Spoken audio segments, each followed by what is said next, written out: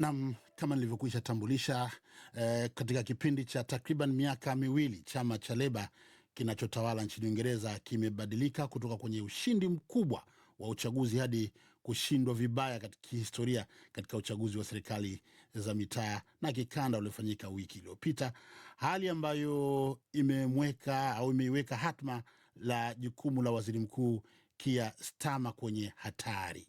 Ingawa vyama tawala kote barani Ulaya vinakabiliwa na changamoto zinazofanana, lakini sasa Uingereza imekuwa na mvutano mkubwa zaidi katika muongo mmoja tangu nchi hiyo ipige kura ya kujiondoa kwenye Umoja wa Ulaya. Starmer ambaye ni kiongozi wa sita tangu wakati huo aliahidi mabadiliko, lakini ameshindwa kuyatekeleza.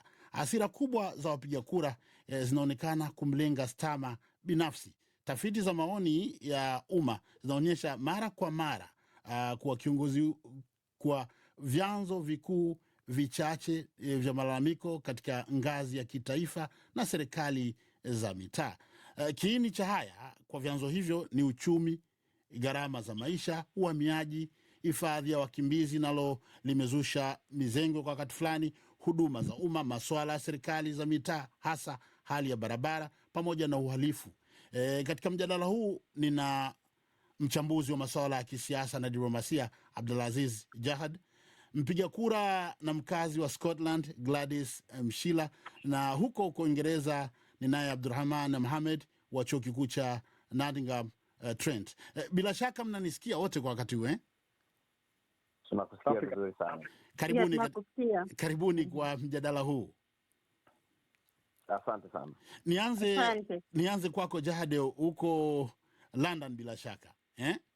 Ndio bwana. Leba walishinda kwa kishindo, lakini leo hii wanakumbwa na pigo kubwa. Nini hasa kilichoharibika njiani kwa kasi hii? Kama ulivyosema, walishinda kwa kishindo, na ulikuwa sawa mwanzo kusema walishindwa kwa kishindo katika uchaguzi mdogo wa madiwani uliofanyika wiki iliyopita. Huu ni mfululizo wa kushindwa kwa vyama vikubwa vya Conservative pamoja na Labour. Tukumbuke kwamba huko mwanzo, kabla ya Labour kukamata miaka miwili iliyopita, Conservative nao walikuwa wanakumbwa na misukosuko ya kisiasa, ya uchumi na kukosa uongozi wa haiba, ambao mbele ilipotokezea kwamba Conservative wakashindwa, Labour wakachukua kwa na matumaini makubwa, ambayo chini ya bwana Keir Starmer miaka miwili imepita, lakini ahadi zake zote za kugeuza uchumi na kuhakikisha kwamba uhamiaji unakuwa unadhibitiwa, na bado imeweza kushindwa kiasi kikubwa, na kuonekana kwamba sasa vyama viwili ambavyo havikutegemewa, chama cha Reforms UK chini ya Nigel Farage ambacho kina mrengo wa kulia na chama cha Greens ambacho kina mrengo wa kushoto, sera tofauti, lakini wote wamefanikiwa kuchukua zaidi ya viti 1,400 kwa ujumla, hususan 450 vikitokezea katika London pekee, ambao ndio mji mkuu wa London. Kwa hiyo hii ni pigo kubwa, mara ya kwanza zaidi ya miaka 40 kwa ujumla, au miaka 100 ukichukua kwa upande wa Wales, ambao Labour kama chama cha wafanyakazi kina nguvu zaidi kuliko sehemu yoyote kihistoria. Kwa tunaona kabisa kwamba ni kishindo kikubwa sana ambacho kinaelekea kwamba ni ashiria kubwa kwamba uchaguzi unaokuja Labour wanaweza wakaondoka madarakani. Kwa hayo uliozungumza na hali ilivyo Uingereza, siku hizi wana lugha yao wanasema mambo kwa ushahidi. Gladys, kwa lugha ya moja kwa moja, je, maisha yako leo ni bora kuliko kabla ya Labour au ni magumu zaidi? Wewe ni mpiga kura. Mimi ni mpiga kura hapa Scotland.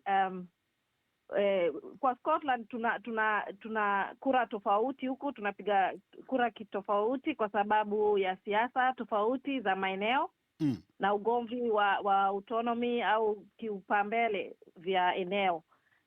Kwa hivyo hapa Scotland tumepiga kura sana kwa SNP. Kwa hivyo hapa pia Labour imeshindwa, haijafanya vizuri sana. Sasa hapa Scotland tuna SNP ambao ndio wamegombea viti vingi sana na wameshinda. Swali langu lilikuwa ni kwamba hali ya maisha unaionaje sasa? Changamoto ukilinganisha wakati wote katika kipindi hichi cha Leba? Hali ya maisha hapa Scotland, vile nilivyosema, sababu hapa SNP ndio wamekuwa wakitawala. Kwa hivyo hapa hali ya maisha hapa, naweza kulinganisha na England, naweza kusema hapa tuko sawa, ama tuko vizuri kushinda mambo ya England. Jahad, nitarejea kwako. Abdurrahman, vijana wengi wanakata tamaa, serikali imekosa kuwasikiliza au wao wamekata tamaa na siasa kabisa kwa kipindi hiki? Nadhani tatizo si tu kukata tamaa kwa vijana. Tatizo au mwelekeo wa siasa uliopo hivi sasa hapa nchini Uingereza ni kubadilika kwa mrengo wa kisiasa. Wengi wanaamini kwenye siasa za mrengo, wanaanza kuamini kwenye siasa za mrengo wa kulia, na hili ndilo lililopelekea zaidi kuwapa ushindi mkubwa chama cha UK Reform kinachoongozwa na Nigel Farage ambaye ni rafiki mkubwa wa Donald Trump.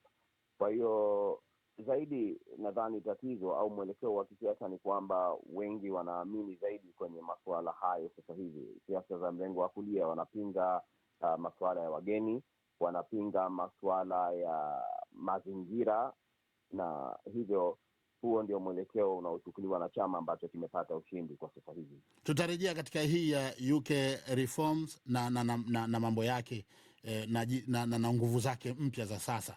Jad, je, hasira ya wananchi inamlenga Starmer peke yake binafsi au ni mfumo mzima wa siasa za Uingereza? Hasira zinalenga katika mfumo mzima, lakini inafahamika kwamba mara nyingi itaelekezwa katika kiongozi ambayo yuko madarakani. Na sasa hivi hasira zinalengwa kwa bwana Keir Starmer kwamba yeye binafsi amekosa mvuto, amekosa karisma ile ya kuongoza. Ni kiongozi mzuri ambao ni msomi, ambao alikuwa ni mwendesha mashtaka mkuu wa nchi ya Uingereza kabla ya kukamata madaraka. Kwa hiyo hakosi usomi, lakini anakosa haiba. Lakini upande wa chama na mfumo mzima, tukumbuke kwamba Uingereza imepitiwa na mikumbo ya kushuka kwa uchumi takriban kwa zaidi ya miaka 6 kwa 7 kama sio 10. Mwanzo katika sera za Conservative walikuwa wanashuka chini, lakini wakaingia masuala ya kuondoka katika nchi za Ulaya, jumuiya ya Ulaya, yani zile zoezi tunaloita la Brexit, ambayo uchumi wake ulikwenda chini, na baadaye ikafuata COVID-19 ikashusha uchumi zaidi.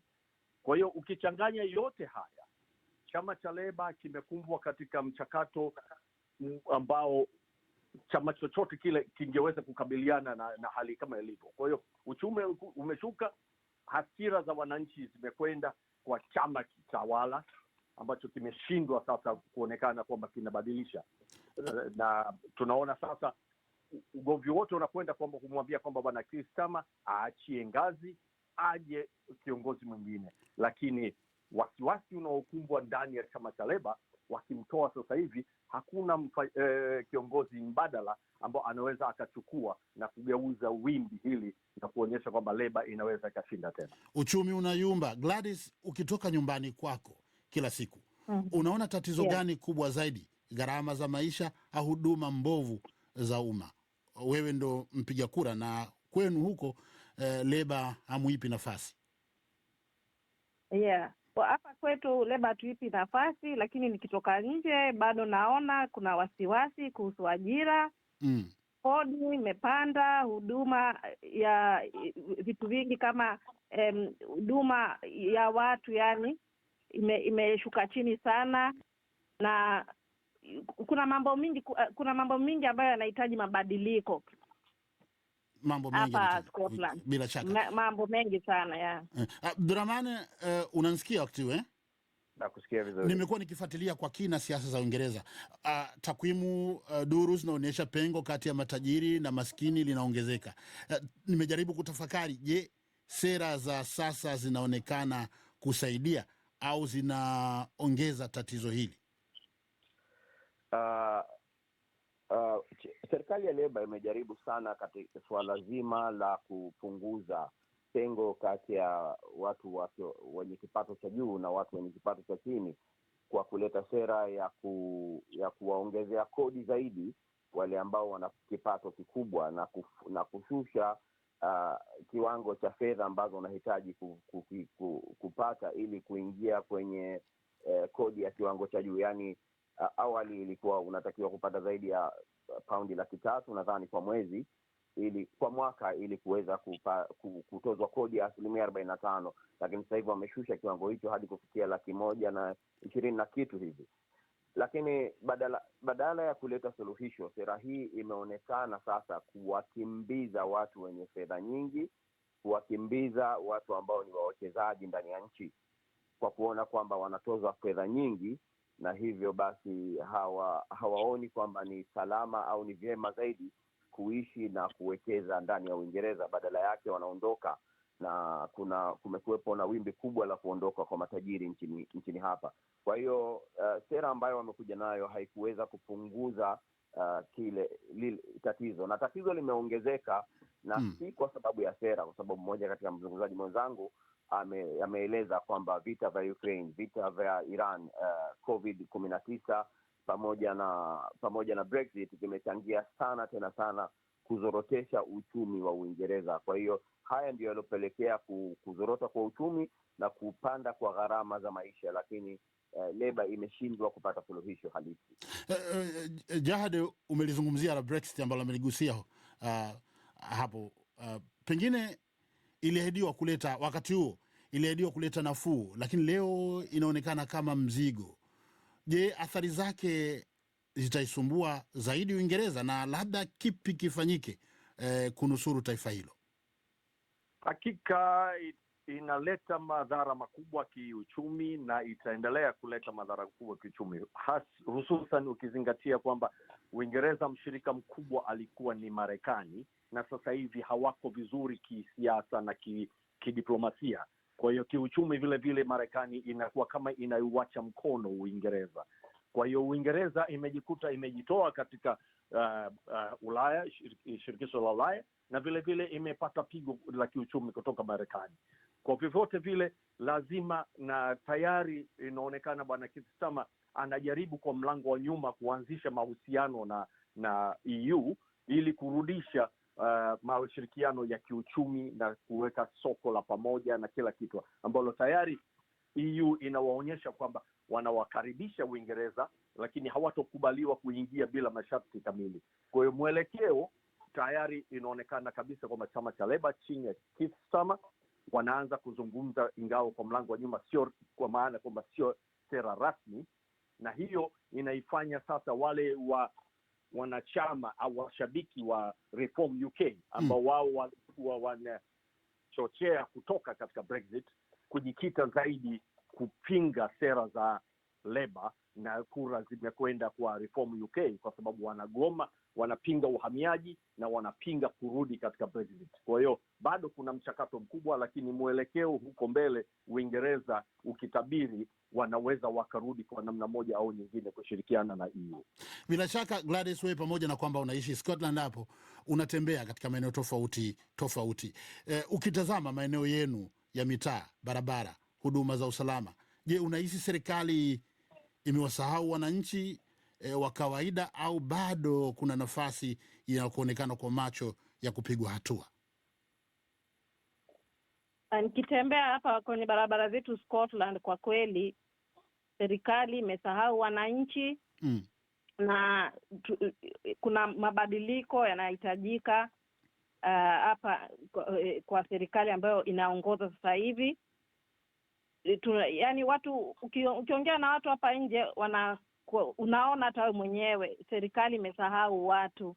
Serikali imesahau kubadilisha mambo mengi, yani kunahitajika kuwa na mabadiliko. Abdulrahman, umesikia hali ilivyo, na bila shaka wapiga kura wengi ni vijana. Vijana wakati huu tunaozungumzia, je, kwao Uingereza bado inaonekana kama nchi ya fursa au ndoto imeanza kufifia, ukiachilia mbali hata vijana wa Uingereza wenyewe, hata wale wa nje ambao pengine wanataka nafasi ya kuja hapo? Kwa kweli hali ya kimaisha inadhihirisha wazi kwamba Uingereza kiuchumi inazorota, na hivyo fursa za kimaisha zinapungua kila miaka inaposogea mbele, tangu kuanzia kwenye mwaka 2019, na kama tulivyosema kwamba sababu ndio hizo. Lakini wapiga kura, pamoja na kwamba wameonyesha nia ya kutaka kukiweka madarakani chama cha Reform UK, kwa mtazamo wangu chama cha Reform UK kinatoa suluhisho, labda niite suluhisho danganyifu, yani sio suluhisho halisi la matatizo ya nchi hii. Kwa nini nasema hivyo? Chama cha Reform kimejikita zaidi kwenye sera za uhamiaji na masuala ya mazingira, yani wanapinga kutumia fedha nyingi kwenye masuala kuimarisha mazingira, wanapinga kuja kwa wahamiaji, na vile vile kupunguza matumizi ya serikali. Mambo matatu haya ambayo ndio sera kuu za chama cha Reform si suluhisho la matatizo ya nchi hii, kwani wahamiaji hawaharibu, si sababu ya kuzorota kwa uchumi. Kupunguza kwa matumizi ya serikali maana yake ni kupunguza kwa huduma za kijamii. Kwa hiyo wananchi wataendelea kuona makali zaidi iwapo huduma za serikali, matumizi ya serikali yatapunguzwa. Lakini ndo kina ufuasi unaoinukia wakati huu.